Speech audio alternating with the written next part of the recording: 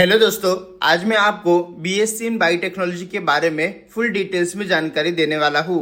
जैसे कि बायोटेक्नोलॉजी क्या होता है, इनका काम क्या होता है, बायोटेक्नोलॉजी का कोर्स करने के लिए क्या एलिजिबिलिटी क्राइटेरिया होता है, कोर्स की ड्यूरेशन कितनी होती है, कितनी फीस आती है, कोर्स के अंदर हमें क्या सिखाया जाता है और कौन कौन से जॉब के लिए आप फ्यूचर में अप्लाई कर सकते हो। और दोस्तों, मैं आपको एंड में ये भी बताऊंगा बीएससी इन बायोटेक्नोलॉजी का कोर्स कंप्लीट कर लेने के बाद आपको पर मंथ कितने रुपीज की सैलरी मिलेगी और कौन कौन से टॉप कंपनीज में आप जॉब के लिए अप्लाई कर सकते हो।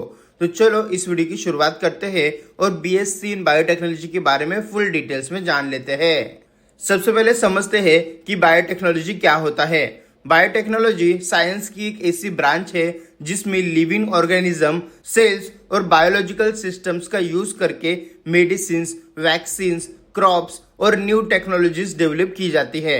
इसका use health care, agriculture, pharmaceutical और इन्वायरमेंटल साइंस में होता है। अगर आपको बायोलॉजी, लैब रिसर्च और इनोवेशंस में इंटरेस्ट है तो बीएससी बायोटेक्नोलॉजी एक स्ट्रॉन्ग और फ्यूचर ओरिएंटेड करियर ऑप्शन में से एक है।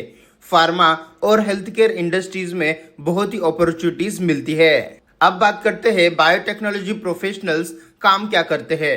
बायोटेक्नोलॉजी एक्सपर्ट्स का काम लैब रिसर्च करना होता है, वैक्सीन्स और मेडिसिन्स को डेवलप करना होता है, जेनेटिक इंजीनियरिंग पर काम करना होता है, न्यू ड्रग्स और डायग्नोसिस टूल्स को बनाना और बायोलॉजिकल एक्सपेरिमेंट परफॉर्म करना होता है। ये scientist research lab, pharma companies और बायोटेक इंडस्ट्रीज में काम करते हैं। अब समझते हैं कोर्स और एलिजिबिलिटी के बारे में।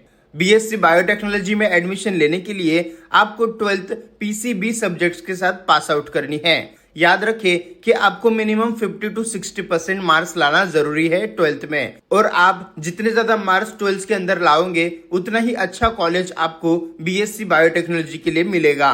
12th पास होने के बाद आप बीएससी बायोटेक्नोलॉजी कोर्स में एडमिशन ले लीजिए।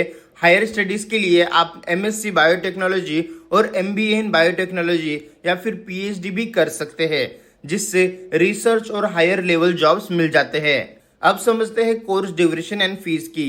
बीएससी बायोटेक्नोलॉजी की ड्यूरेशन 3 साल की होती है और फीस 50,000 रुपीज से लेकर 2 लाख रुपीज तक हो सकती है, जो कॉलेज पर डिपेंड करती है।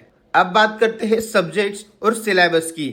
इस कोर्स में biotechnology, microbiology, genetics, biochemistry, molecular biology, cells biology और बायो इन्फॉर्मेटिक्स जैसे सब्जेक्ट्स पढ़ाए जाते हैं। इन सब्जेक्ट्स के थ्रू स्टूडेंट्स को लैब रिसर्च और बायोटेक्नोलॉजी की प्रैक्टिकल नॉलेज भी मिलती है। अब समझते हैं बीएससी बायोटेक्नोलॉजी का कोर्स कर लेने के बाद आप कौन कौन से जॉब्स के लिए अप्लाई कर सकते हो।